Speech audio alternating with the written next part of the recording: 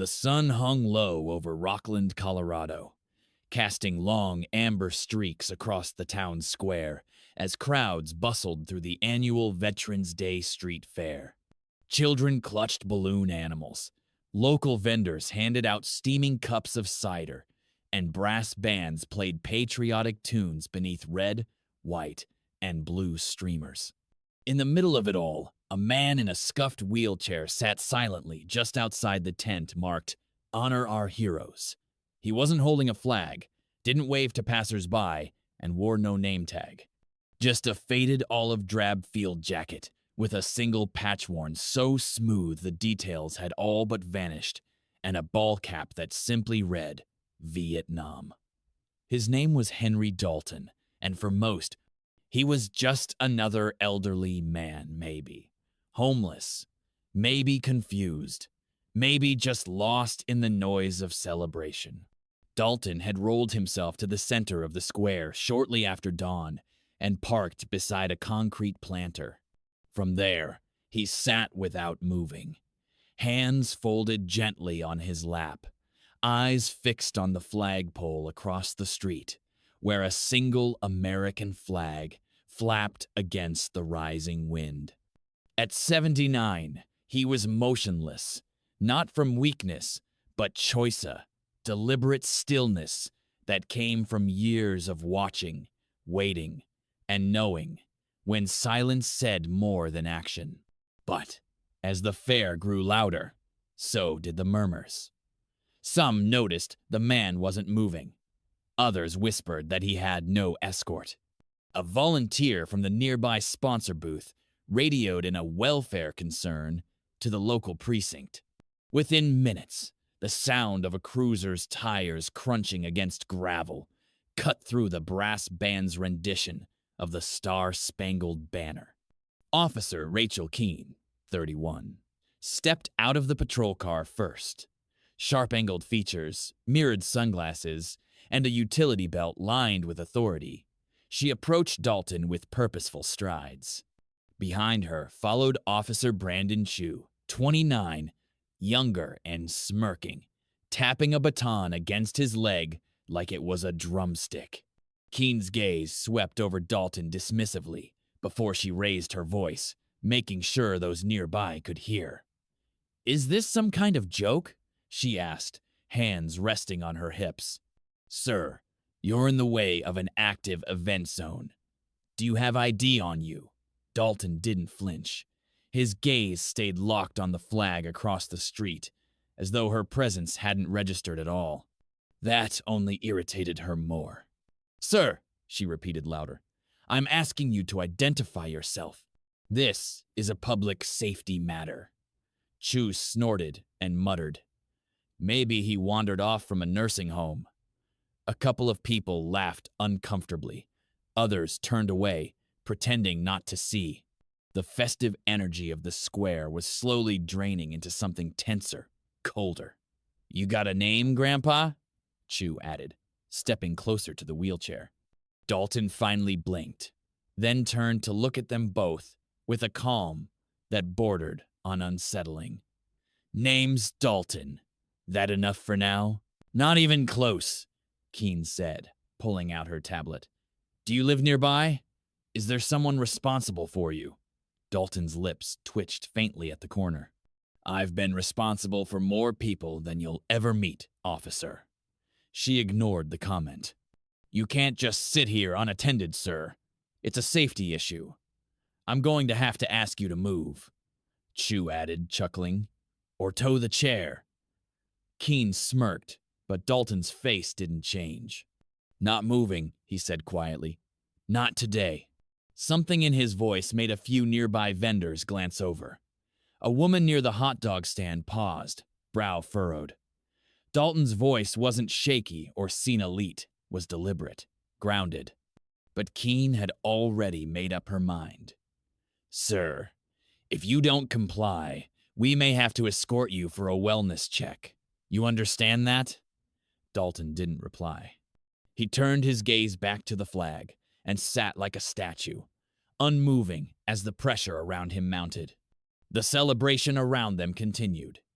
but a new current had entered the airone of tension, assumption, and something no one yet understood was about to unravel. Officer Keene exhaled hard, her patience thinning with every second of Dalton's silence. She stepped around to the front of the wheelchair, lowering her sunglasses just enough to make sure her glare met his eyes. "I'm giving you one more chance, sir," she said, voice clipped and loud. "Either move along voluntarily, or we'll have to remove you for your own safety." Dalton didn't flinch, didn't even blink. He simply shifted his hands to the wheelchair's wheels, but didn't roll an inch. That subtle act, that quiet defiance, made her bristle. "All right, that's it," she muttered. "Brandon, let's move him." Officer Chu moved in behind the chair, hands reaching for the grips. But before he could touch them, Dalton's voice cut through the noise like a rifle cracklow, steady and unnervingly calm. "You lay a hand on this chair, son, and you better be ready to answer for it." Chu froze. Keene narrowed her eyes. "Are you threatening an officer?" she asked sharply, pulling the Velcro strap from her radio. "Not at all," Dalton replied. "Just offering advice." But the fire had already caught. The officers weren't backing down now, not with the crowd starting to whisper. "Let's go," Keene snapped, waving her hand. "We've got a man who's being non-compliant. Possible mental health concern." She keyed her mic and began to report a Code 52, a welfare detainment for disoriented or potentially dangerous elderly citizens. At that moment, Dalton's face shifted not with fear or protest, but with an expression that looked almost like disappointment. Chu leaned closer, muttering, "You know, he's probably a Vietnam wannabe. Old guys love to pretend." Keene smirked.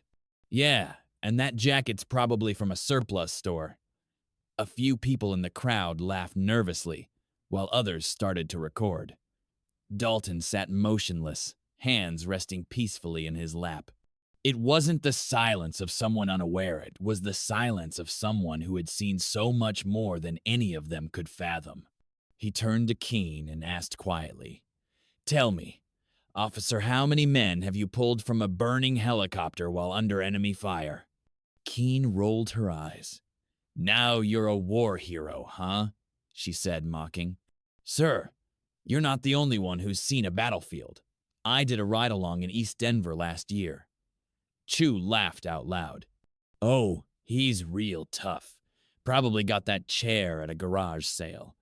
The public performance of their authority escalated. Keene moved to take hold of the armrest. "Sir, I'm placing you under protective custody until we get a medical clearance." Dalton said nothing. His hands never left his lap. But from across the square, someone stepped forward. Luis Hernandez, the food vendor who had been watching in disbelief, dropped the spatula from his food truck and marched forward, apron still on, face pale with recognition. "You idiots have no idea who that is," he barked. "You're laying hands on General Henry Dalton." Keene turned, annoyed. "Sir, please stand back." "But Luis didn't." "That man saved my life in Fallujah. I've got the scar to prove it. He doesn't need protecting, we do." The mood shifted. Whispers rippled. Phones rose higher. A young woman muttered, "Did he say general?" And another man began typing into Google. But Keene doubled down. "Anyone can say they're a general. Doesn't make it true. You want to talk about proof?" She held up Dalton's license. No indication of military rank, no medal records on file, just an old man who won't move when told. Dalton looked up at her, still unshaken. "Sometimes," he said softly, "rank isn't worn on a collar. It's earned by decades of things you hope you'll never have to understand." And then, without raising his voice, he added, "Help is coming." Keene looked around, confused. "Help?" Dalton nodded once, as if he'd simply remembered something important. "You should probably step back from the chair now." Luis Hernandez didn't wait for permission. As Keen and Chu stood dumbfounded by Dalton's cryptic warning, Luis ducked back into his food truck, nearly ripping the apron from around his waist as he snatched up his phone. His fingers trembled not from fear, but adrenaline, because he wasn't just remembering General Henry Dalton from Fallujah. He was remembering how he'd survived. The general had been the one who dragged him out of a collapsed supply depot under sniper fire while bleeding from both legs. Dalton had radioed in air support, patched him up with one arm while firing an M4 with the other. Luis hadn't seen him since until today. And watching two cops manhandle the man who once refused a medevac so his men could go first ignited something deep and raw. He scrolled fast through his contacts and hit the name labeled Major Cross, NGHQ. The line clicked. Fort Carson, this is communications. Luis didn't waste time. This is Luis Hernandez. I need to speak to Major Lillian Cross now. It's about General Dalton. He's being detained, humiliated by two local cops in Rockland Square. I don't know if she remembers me, but this is urgent. There was silence on the other end. Then, a rustle, a click, and a new voice came on sharp, controlled, and unmistakably military. This is Major Cross. Repeat that name. Henry Dalton, Luis said. He's here in town now, and two officers are about to haul him away like some vagrant. They don't know who he is. Another pause. The air on the line seemed to freeze. Where exactly are you? Veterans Day Fair, Town Square, near the North Stage. Keep your eyes on the situation. Do not let them move him. We're sending a unit. Luis blinked. How fast? Fast enough, Cross replied. And Mr. Hernandez, thank you. Back in the square, the temperature had shifted. People were no longer watching out of morbid curiosity. They were paying attention. Phones were angled with purpose. Comments rippled through the crowd rumors. Doubts. Disbelief. Is he really a general? Should we call someone? I think I saw his name on a memorial once. But Keen wasn't listening. She was doubling down, pulling on Dalton's arm. Sir, I'm done asking. You're coming with us. Dalton stayed perfectly still. Last warning, officer. Just then, Luis emerged from the truck, face pale but fierce. They're on their way, he announced, loud enough for half the square to hear. Fort Carson, they're sending a unit for General Dalton. Chu scoffed. What is this, some movie? You called in the cavalry? Luis stepped forward. You'll see. Keen's jaw tightened. We're not under military jurisdiction here. I don't care who you think he is. Dalton's voice was so soft it made them stop. You will. The wind picked up. In the distance, the faint rhythmic thump, thump, thump of rotor blades began to rise. Keen glanced up. What is that? She murmured. Dalton smiled not smugly, not triumphantly, but like a man who'd waited long enough. Back up. By the time the first Blackhawk helicopter crested the tree line, the crowd had surged back to make room. Vendors stood on trucks for a better view. Children stared wide-eyed. And Officer Keen's hand dropped slowly from her belt as she realized she had just crossed a line she couldn't uncross. Two more helicopters followed, engines roaring. From the South Road, a caravan of Humvees sped into the square, tires squealing as they formed a half circle around the gathering. The brass band stopped mid-song. Conversations froze. The crowd fell into reverent silence. Major Cross was among the first to emerge, her uniform crisp, medals gleaming in the afternoon sun. She marched toward Dalton without so much as a glance at the officers. And as she stopped 3 paces in front of him, she stood at attention and delivered a perfect, solemn salute. General Dalton, sir, she said, voice unwavering. We've come to bring you home. The silence that followed Major Cross's salute was almost sacred thick with shock, awe, and the weight of something none of them fully understood yet. For a moment, the town square stood still, as though the entire fair had been frozen in time. Then, as if on cue, the soldiers stepped out of the Humvees in perfect unison boots, striking pavement like a synchronized drum each, one snapping to attention in a semicircle around the scene. Uniforms pressed, faces stone serious. These weren't reservists on parade duty. These were combat-seasoned men and women who had come with purpose. Major Cross turned to Officer Keene, her face impassive, but her voice sharp as a blade. "Which one of you laid hands on General Dalton?" Keene, momentarily robbed of her swagger, stepped forward hesitantly. "Ma'am, I wasn't aware of his rank. We were responding to a concern about—" "I didn't ask for your justification," Cross interrupted. "I asked who touched him." Keene's mouth opened, then shut again. She glanced at Chu, but he stepped back, palms up. "I was just assisting her." Cross's eyes narrowed. "Assisting," she repeated flatly, before turning to the crowd. "You all witnessed it. The footage is likely already online. Let's not insult anyone's intelligence further." Murmurs rose a soft, then louder.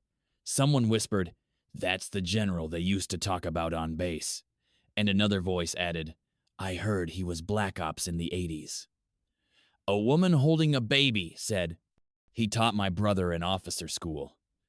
The energy shifted fully now, the crowd polarizing. Keene wasn't the enforcer. Annie Moresh was the one being watched. Dalton still hadn't moved. He sat calmly in his chair, hands folded once again in his lap, eyes on the flagpole. Not smug, not vindicated. Simply patient, as though this moment had always been inevitable. Cross faced him once more and offered a slight bow of her head.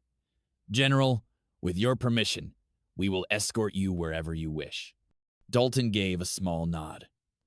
"Not yet. I think the officers have something else to say." Keene stiffened.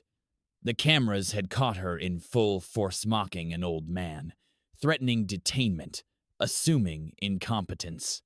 Now that same man had revealed himself as a decorated general, revered by soldiers who'd literally descended from the sky for him. She took off her sunglasses slowly, eyes flicking toward the cell phones pointed her way. Her voice, once forceful, now barely rose above a whisper. "General Dalton, You owe me nothing," Dalton interrupted gently. "But you owe them," he said, nodding toward the gathering crowd. "You owe them the truth." Chu shifted uncomfortably beside her. "We were just doing our job," he muttered.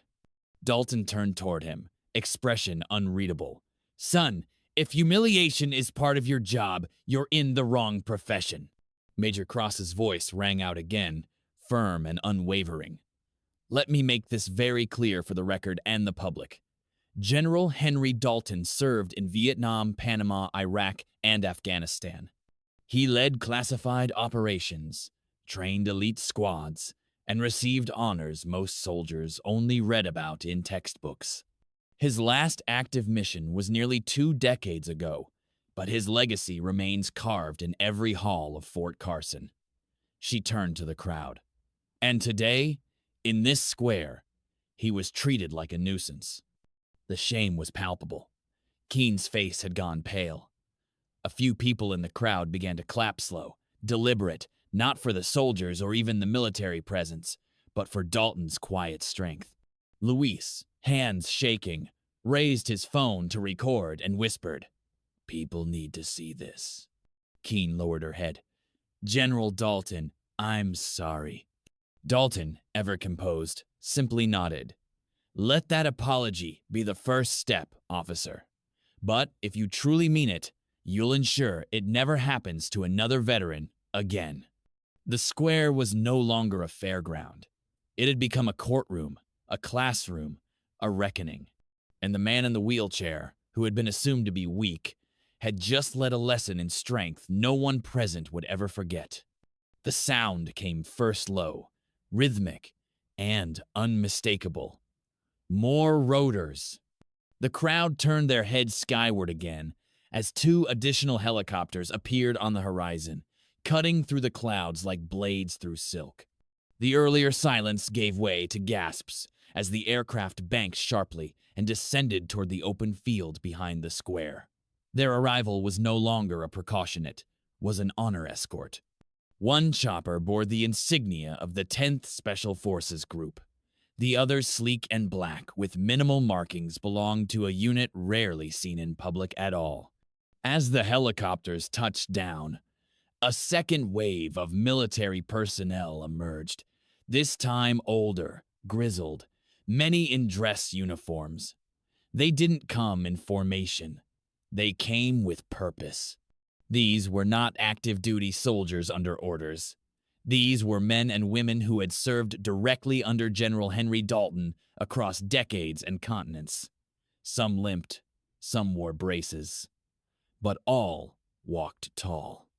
Leading them was Colonel Raymond Estes, 62, retired, Silver Star recipient, and former field commander under Dalton's leadership in Iraq. He made no speeches. He simply approached the man in the wheelchair and dropped to one knee, eyes glassy. "Sir," he said with reverence, "forgive us for taking so long." Dalton's eyes softened. "You got here exactly when I needed you." Behind Estes came Major Sarah Cho, now stationed at the Pentagon. Once a young cadet whom Dalton mentored through a crisis of confidence at West Point. She saluted sharply, her voice trembling slightly as she addressed the crowd. "There are two kinds of officers in this world, those who lead from behind a desk, and those who lead from the front, shoulder to shoulder with their people. General Dalton is the second kind. The kind who carries wounded men through sandstorms. The kind who writes letters to families when others can't bear to. The kind who never asked for thanks but gave everything." The weight of her words pressed into the crowd like gravity. People who had once been recording with idle curiosity now held their phones closer not to go viral, but to remember, to bear witness. Across the square, Officer Keene watched, stunned, as name after name stepped forward retired generals, intelligence officers, even a former Secretary of the Army who happened to be visiting Colorado and diverted her schedule just to stand in that moment. Keene swallowed hard. The truth had descended like a tidal wave, and she was left clutching a badge that suddenly felt very small.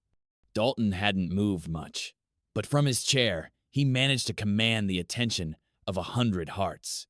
Not with rank, not with medals, but with the kind of respect that comes only from quiet sacrifice and earned trust.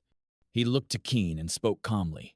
"There was a time I had men under me who thought they knew everything. It's not the knowing that makes you dangerous, it's the not listening." Keene looked like she'd been struck, but she nodded slowly, eyes rimmed with tears. "I hear you now, sir."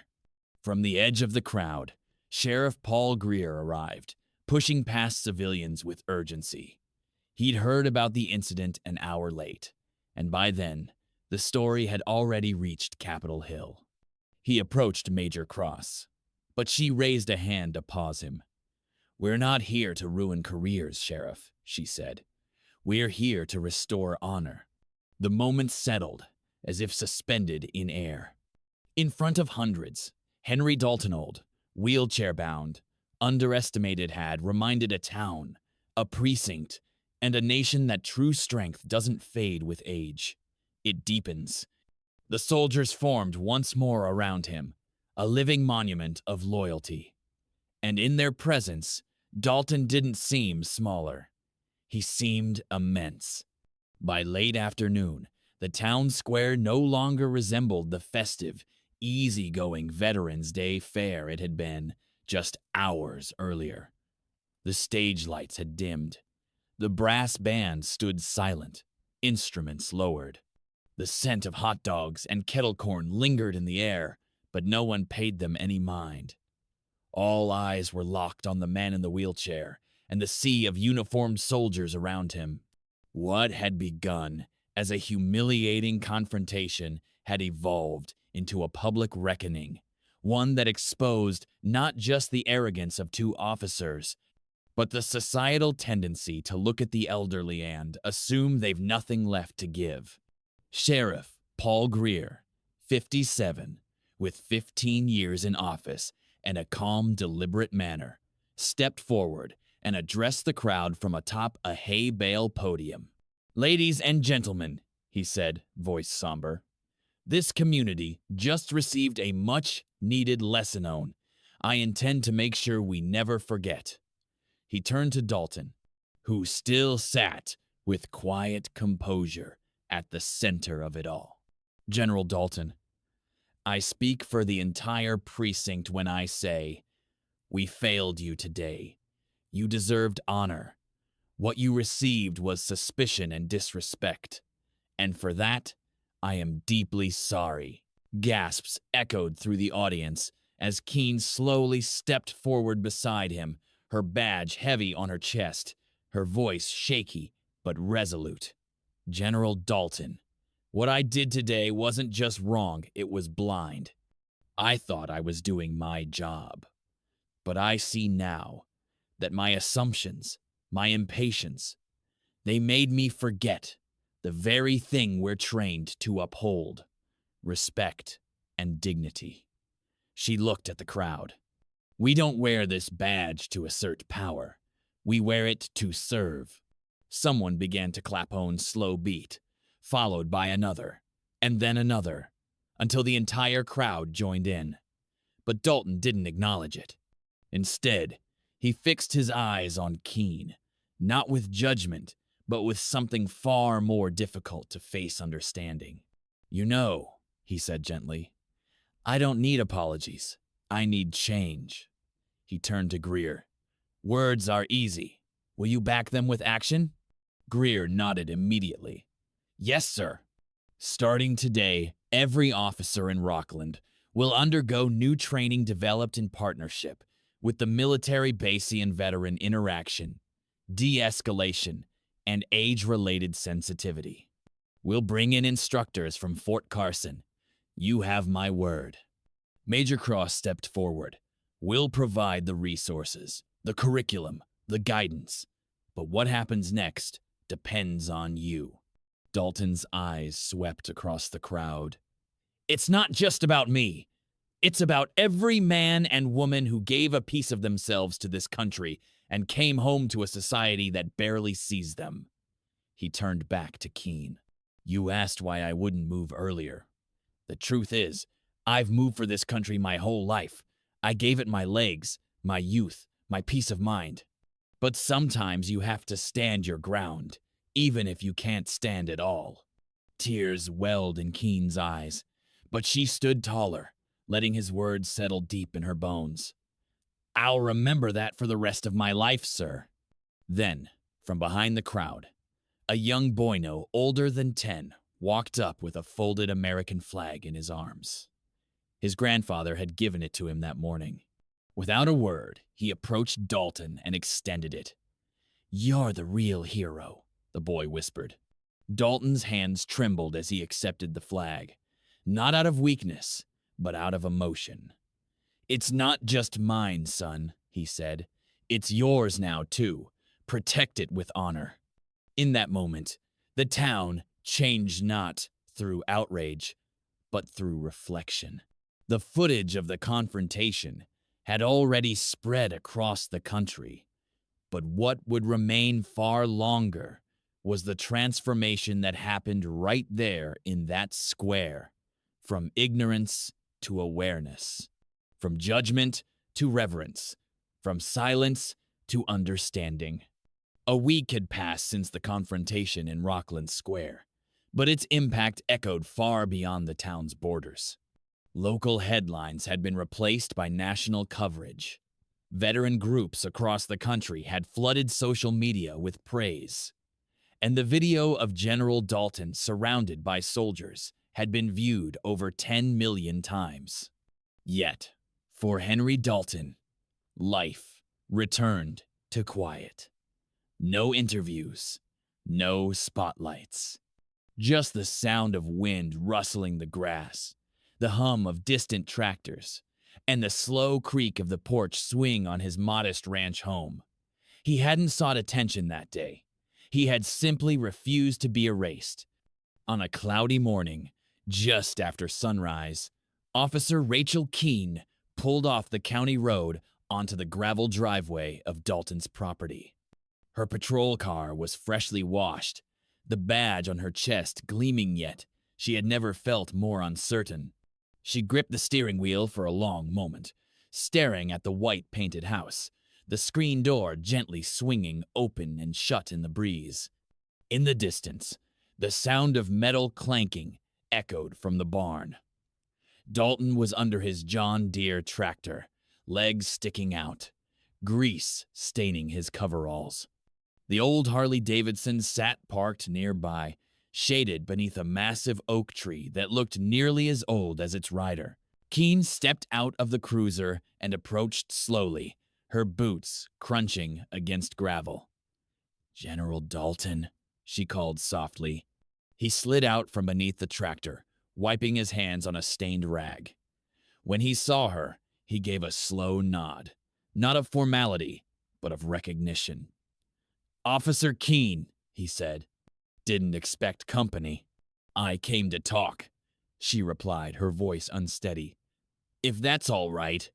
Dalton studied her for a moment, then gestured toward the porch. Coffee just finished brewing, strong enough to wake the dead.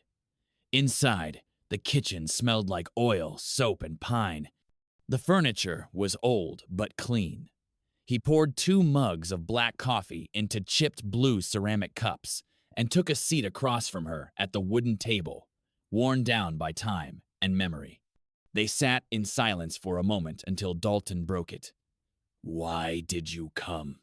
Keene cleared her throat. "I've done a lot of thinking since that day, about how I reacted, about how I judged you." She looked him in the eye. "And about how I've treated other people, too quiet folks, older folks, people I assumed didn't matter because they didn't speak up." She shook her head. "I joined the force because I wanted to protect people. Somewhere along the way, I started measuring worth by noise and appearances." Dalton nodded slowly, letting the words settle. "It's not uncommon," he said. "In war, the loud ones often fall first. The quiet ones see more, last longer." He sipped his coffee. "You weren't wrong to be alert. You were wrong to assume I was a threat simply because I didn't act how you expected." Keene bit her lip. "I'm trying to change that. Sheriff Greer's implemented the new training program. I'm going to help teach it. Not because I know better, but because I didn't. And that's the point." Dalton smiled faintly. "That's a good start." She looked through the kitchen window at the fields stretching out toward the mountains. "I also wanted to ask you something else. Why didn't you press charges? File complaints? You had every right." Dalton set his mug down.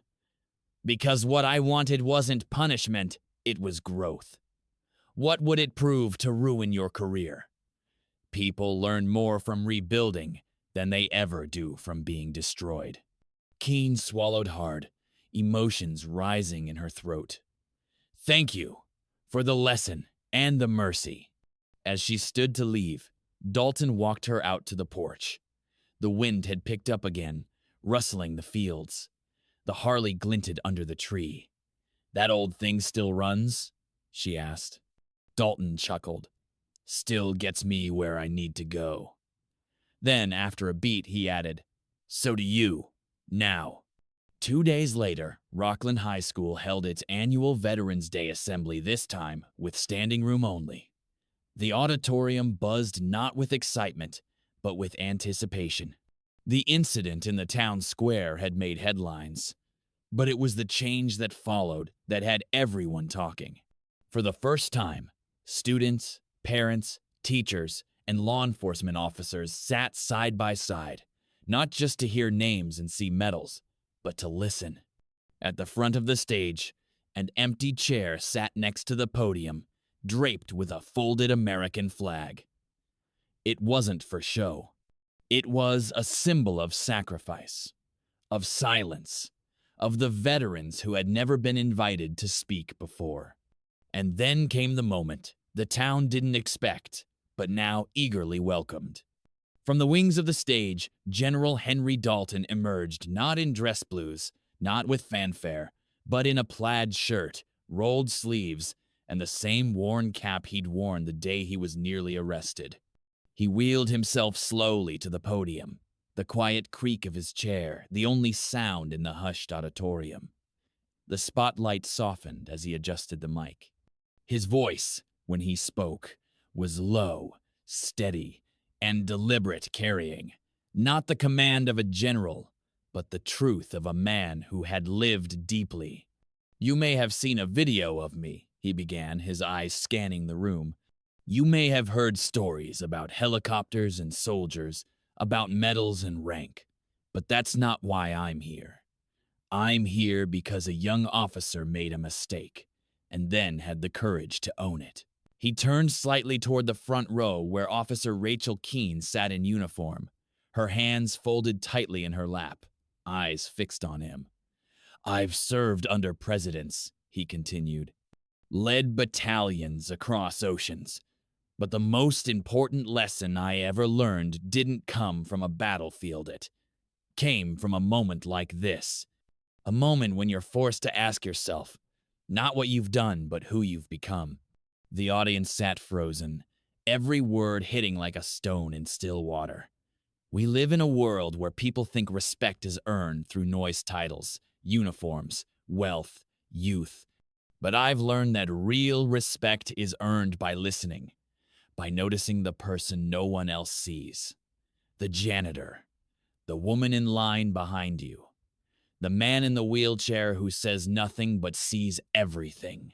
He paused, letting the silence speak for him. "I don't want a statue. I don't want applause. What I want, what I ask is that the next time you see someone who looks forgotten, don't walk past. Ask their story. Because you may be looking at someone who carried your freedom on their back." A hush fell again, and then, from the audience, a boy stood. It was the same boy who had handed Dalton the folded flag a week before. With his hand on his heart, he said aloud, "Thank you, sir." His voice cracked. Others rose slowly after him, then more, until the entire auditorium was on its feet, not in noisy claps, but in solemn reverence. Dalton didn't speak again. He didn't need to. He rolled himself away from the podium and toward the edge of the stage where Officer Keene met him. She saluted. He saluted back. No words passed between them, just a quiet exchange of mutual redemption. Later that afternoon, Keene visited the small garden outside Town Hall. A new plaque had been installed at its base.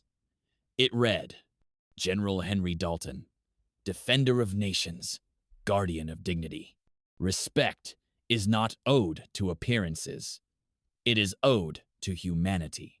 As she stood beneath the autumn sun, Keene understood what the rest of the country was only beginning to learn. Legacy is not measured in medals or salutes, but in how we choose to see each other, especially when no one else is looking.